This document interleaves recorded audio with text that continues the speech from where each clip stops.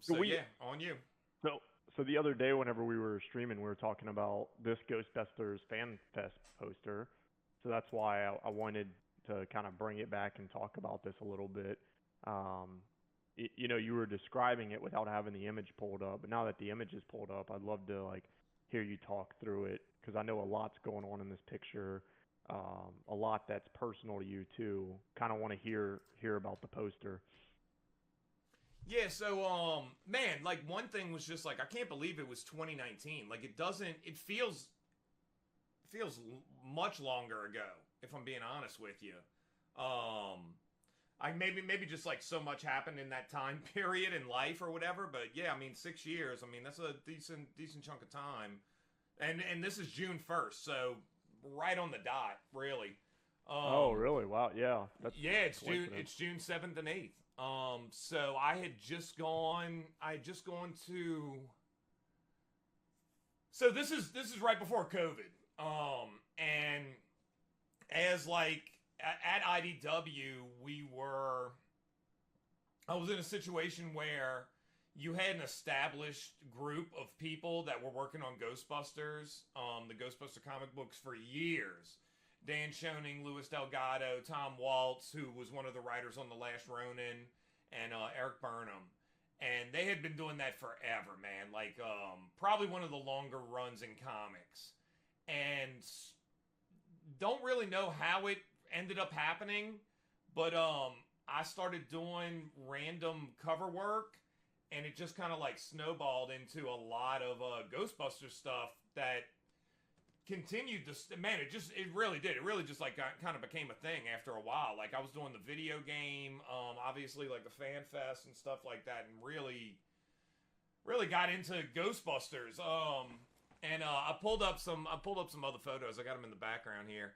But one of the so what was going on is that they were having this big event on the Sony lot, and it was going to lead into the new movie Afterlife, and that was then we were going to be doing a bunch of stuff with the comic books. Like we were already doing, I don't know if we were doing it yet.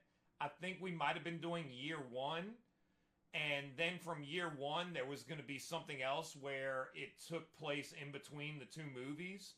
So it was going to be like the Lost Years and tell you all the stories that went on there. And so we were gearing up for like the year of the Ghostbusters. Like it was going to be a big deal. And there was this event that was going on the Sony lot for the 35th anniversary. So if you see that, let's see, can I pull it up? If you can kind of see that up here, we had that 35 anniversary logo.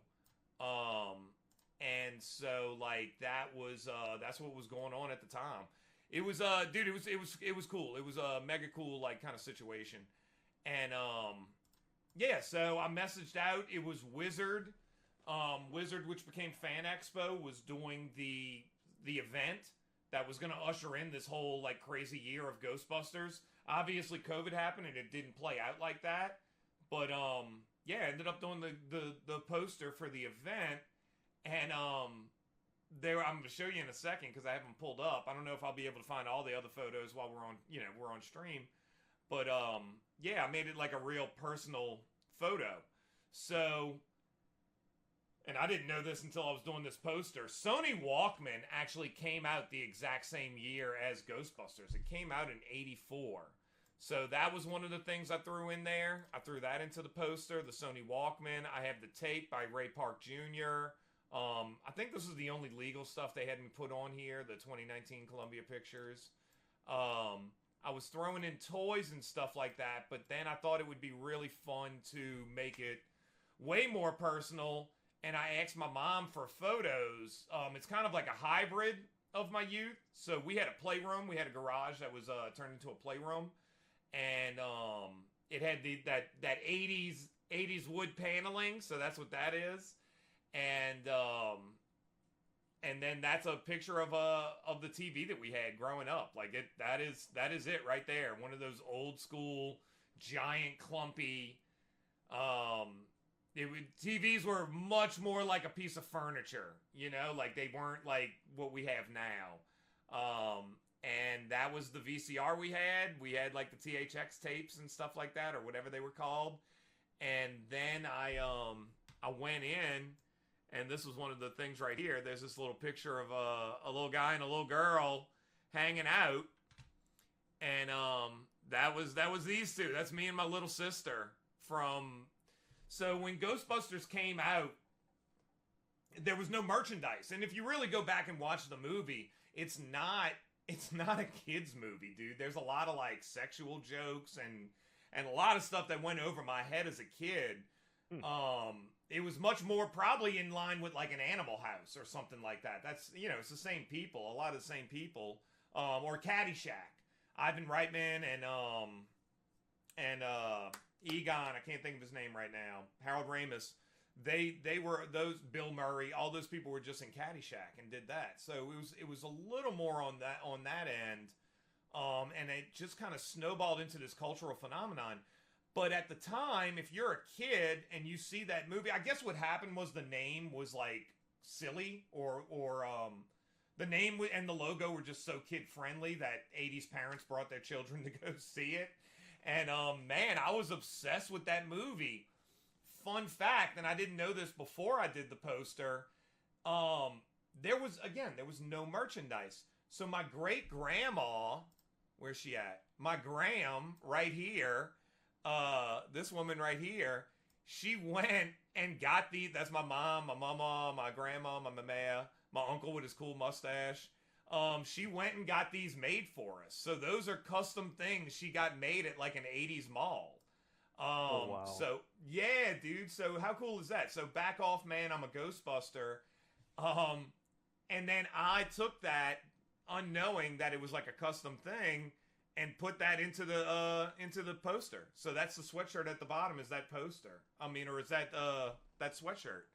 So that was, yeah, this ended up becoming like a really, really personal thing, but everybody that went to this event on the Sony lot took home this poster. And those were the toys, you know, the little bag right here has some of the comics in it. I had a real Ghostbusters lunch kit, obviously the NES, and then we put the movie posters and stuff in the background, some slime up here, whatever. But that, let's see, where's the real, so this is the actual photo. That's funny. That you'll have right here. Oh. So yeah. Obviously this was a childhood favorite, right? And you had drawn a lot of Ghostbusters before even doing this poster. How did it feel like getting to start to draw Ghostbusters? Was that kind of one of your first childhood favorite titles you worked on? So this is how life's really kind of funny and interesting. Dude, there were two things that I would draw all the time. So dude, Soko might know this one if he's still in there, but there's two things that I started drawing when I was younger, straight up, like from the earliest things that I was drawing. My dad would bring home dot matrix. So dude, how old am I in this image? 1984. Like, dude, I might be four or five. You know, this is 84, 85 right here, probably. I can't imagine I'm much older. The eyebrows are the same now and well, then. I mean, I'm you know, it's the same person, so I would assume they'd be. The hair's the same too, you know. So my dad would bring home dot matrix paper. So back in the day, dude, I'm sound so old to your Zoomer stuff. I don't even know what that. Dude, I'm googling dot matrix paper right now. It was actually, again, you don't have a computer as a kid. Like right now, we don't have a home computer is not even like. That is like Star Trek future stuff. That is not even something you even comprehend, you know? Having a VCR was crazy. I can see your face, so you probably finally found it. But my dad worked for the government. He's a federal agent, and or was, and they had this dot matrix paper at work for printouts, and he would bring it home to us. He'd bring us home like pens and he worked for Customs, U.S. Customs, which became Homeland Security eventually. And so growing up, I would draw on U.S. Customs pens and paper, little notepads and stuff like that. They would all say U.S. Customs.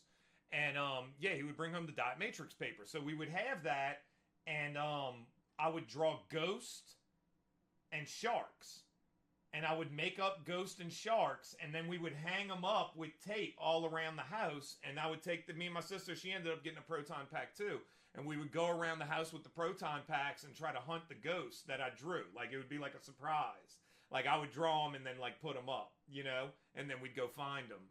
And so, like, literally some of the first things I've ever started drawing were Ghostbusters and Jaws. I was obsessed with Jaws, and I still have the book.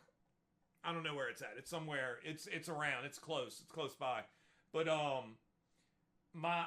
dude, again, another movie I can't believe, like, I'm watching at this time period, but dude, could not get enough of Jaws and all the Jaws movies, and would constantly watch them over and over. And my aunt and uncle got me like a book on sharks, and so I would draw the sharks, and we would pretend that the boat, one of our beds, we would pretend the bed was the orca from Jaws, the boat, and we would catch them. So I'd draw like a megamouth. I would draw like a tiger shark, and we'd tape those to the walls. And dude, those are the earliest things I'm ever drawing. And then so years later, the thing that really,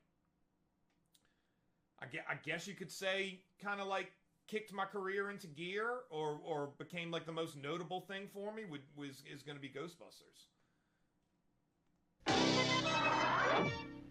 The real Ghostbusters will return after these messages.